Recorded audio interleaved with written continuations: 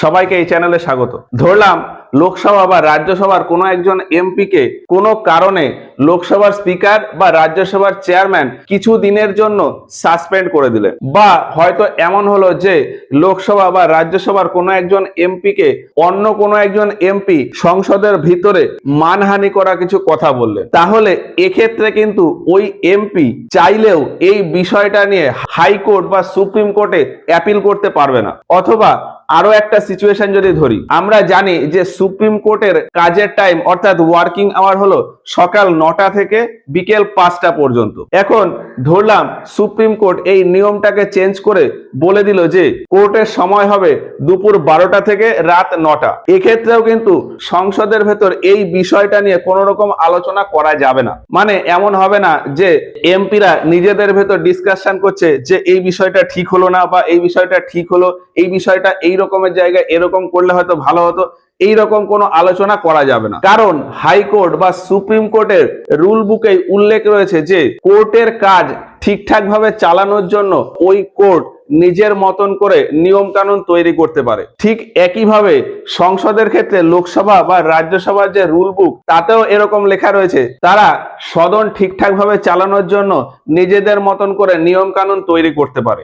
আর এর পাশাপাশি সংবিধানে এটাও উল্লেখ রয়েছে যে কোর্টের কোনো কাজে সংসদ কখনো মাথা ঘামাবে না, আর সংসদের কোনো কাজেও কোর্ট কখনো মাথা ঘামাবে না। এমনটাই সংবিধানের 121 আর 122 নম্বর ধারাতে উল্লেখ রয়েছে। সংবিধানের 121 নম্বর ধারাতে লেখা রয়েছে যে সুপ্রিম কোর্টের কোনো জাজ অথবা দেশের যে কোনো হাইকোর্টের যে কোনো জাজ, তারা যখন তাদের ডিউটিতে রয়েছেন তখন তার সম্পর্কে বা তার কাজ সম্পর্কে বা তার দেওয়া কোনো রায় সম্পর্কে অথবা কোর্টে বিভিন্ন কেস চলাকালীন কোনো বিষয় সম্পর্কে কোনো রকমের আলোচনা সংসদের ভেতর করা যাবে না। তবে হ্যাঁ, এখানে আরো একটুখানি বলা আছে যে যদি হাইকোর্ট বা সুপ্রিম কোর্টের কোনো জাজের ইমপিচমেন্ট অর্থাৎ অপসারণের কোনো প্রস্তাব সংসদে ওঠে, সেক্ষেত্রে ওই লোকসভা বা রাজ্যসভাতে শুধুমাত্র ওই অপসারণের বিষয়টা নিয়েই আলোচনা হবে। আর এর পাশাপাশি আরো বলা আছে যে হাইকোর্ট বা সুপ্রিম কোর্টের কোনো জাজের বিরুদ্ধে যদি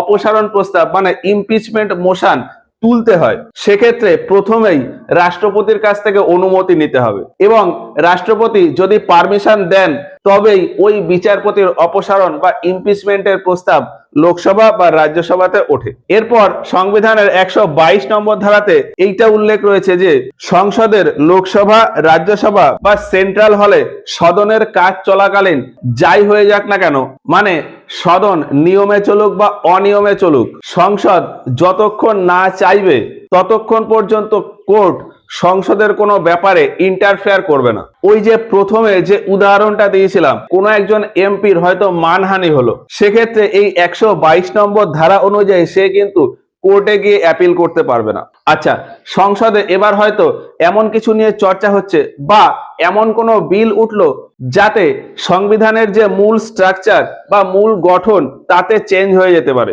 বা হয়তো এমন কিছু নিয়ে আলোচনা হচ্ছে যাতে সুপ্রিম কোর্ট বা হাইকোর্টে কোনো এফেক্ট করতে পারে, সেক্ষেত্রে কিন্তু কোর্ট সংসদের বিভিন্ন বিষয়ে ইন্টারফেয়ার করতে পারে। এমনটাও এই 122 নম্বর ধারাতে উল্লেখ রয়েছে। এখানে উল্লেখ রয়েছে যে সংসদের বিভিন্ন কাজে যদি অনিয়ম হয়, সেক্ষেত্রেই শুধুমাত্র কোর্ট সংসদের ওই ব্যাপারে কোনো ইন্টারফেয়ার করবে না। বাকি অন্যান্য ক্ষেত্রে অর্থাৎ কোনো সিরিয়াস ম্যাটারে কোর্ট চাইলে সংসদের বিভিন্ন ব্যাপারে ইন্টারফেয়ার করতে পারে। ওভারঅল 121 নম্বর ধারাতে উল্লেখ রয়েছে যে সুপ্রিম কোর্ট বা হাইকোর্টের কোনো ব্যাপারে সংসদ কোনো হস্তক্ষেপ করবে না, এবং 122 নম্বর ধারাতে বলা রয়েছে যে সংসদের কোনো ব্যাপারে হাইকোর্ট বা সুপ্রিম কোর্ট কোনো ইন্টারফেয়ার করবে না।